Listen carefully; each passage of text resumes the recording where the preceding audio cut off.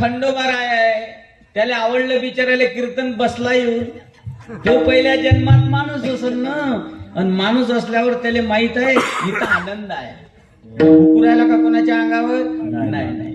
जन्मोजन्मी आम्ही बहु पुण्य केले आणि तेव्हा या विठ्ठले कृपा केली. जन्मोजन्मापासून कृपा पाहिजे, आणि ती कृपा जेव्हा त्याच्या जन्मात आली त्याला माहित होतं देवा मी त्या जन्मात चुकलो, कीर्तनात नाही गेलो. त्या जन्मात चुकलो मी, कधी भजनात गेलो नाही. त्या जन्मात चुकलो देवा, कधी मला आठवलं नाही रे.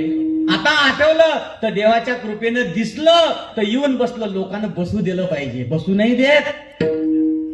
जन्म गेला निघून गेला महाराज, आता बसू देत नाही. पण देवाची कृपा झाली आणि त्याला बसू दिलं महाराज. ते देवाचीच कृपा त्याच्यावर होय. आणि जेव्हा ते बसला तर आपण हाणतो का त्याले? मग ते भुकू राहिला का? नाही नाही. काही काही कुत्रे तर बसलेल्या माणसावर कार्यक्रम करते.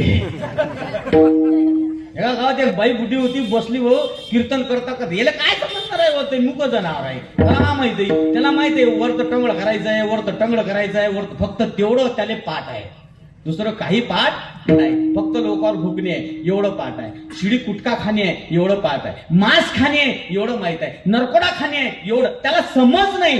फक्त समज आज देवा त्याला आली हे तर ते समजत नसन की देवा भाग्यवंता घरी भजन पूजन त्याची वाट पाये रघुनंदन. आणि जेव्हा त्याची वाट पाहत आहे तेव्हा ही वेळ कधी आली ना,